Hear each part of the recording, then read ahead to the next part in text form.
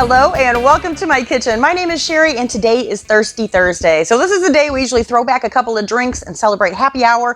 But today we are foregoing the alcohol for coffee, which is just about damn near as good in my book. So today we're making cold brew coffee. And before I start, if this is your first time here, you love food, you love fun, and you love coffee, go ahead, hit the subscribe button as well as the notification bell so you don't miss anything new.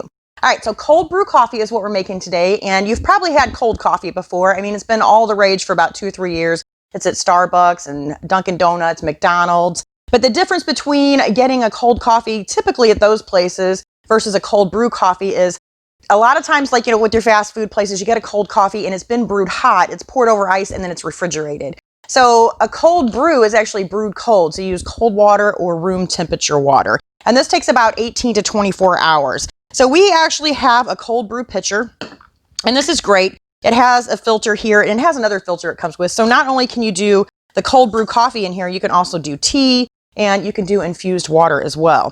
So you usually want to use a coarse grind coffee. So I try to go to like Schnucks or someplace that has, the coffee beans you can grind up yourself, and then you can set, the setting on how coarse or fine you want your coffee.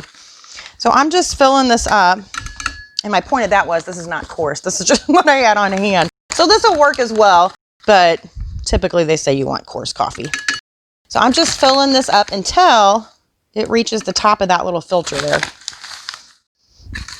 And that is probably good. So then we're just going to pour cold water over the top of this. And the great thing about cold brew coffee versus hot brewed coffee that is, served up cold is it's a lot less acidic. So it's great, or I shouldn't say it's great, but it's better, it's easier on your stomach. It's also richer, it's creamier. I don't know if it's creamier. It's creamier when you put the cream in it. It's just a lot smoother tasting. Plus, if you're like me and you like those cold coffee drinks, this can save you a heck of a lot of money. Money and time, because you just do it yourself. You don't have to go through the drive-through. Then you can make your own drinks. And I love this pitcher because not only do you brew it, but you can also store it and serve it right out of this pitcher. And in here, after it brews, like I said, it's going to take about 18 to 24 hours, but after it brews, we take the filter out, and this is good for up to 2 weeks. And that is just about it. So I'm going to put the lid on it, and then this is going to go in the refrigerator until tomorrow morning.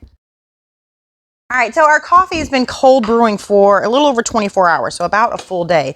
So now I'm just going to take my filter out. I'm going to toss this over in the sink to get washed later. And then there we have our coffee. So if you've never had cold coffee before, you can try it, just like you drink your hot coffee. If you drink it black, try it black, see if you like it. If not, you can add some stuff. I like mine with half and half and a little bit of sweetener. So I do about three parts coffee to about 1 part half and half. And then I add a little bit of sweetener to it. A lot of times if I order one at McDonald's, I'll order it just cream only. My husband thinks that it's like the grossest thing in the world, but I really like it. All right, so we'll try this. It really is better than McDonald's. I think it's just delicious. If you've never cold brewed coffee, man, you got to get yourself one of these things. If you like coffee, if you like cold coffee. It is so good. And then another thing that I really like to do with these, or with cold coffee, is to make a caramel frap or frappe. I don't know which one it is. I've heard both. We're going to say frappe because that sounds fancy, right?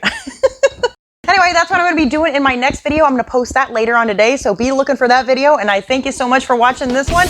I'll see you next time. Bye.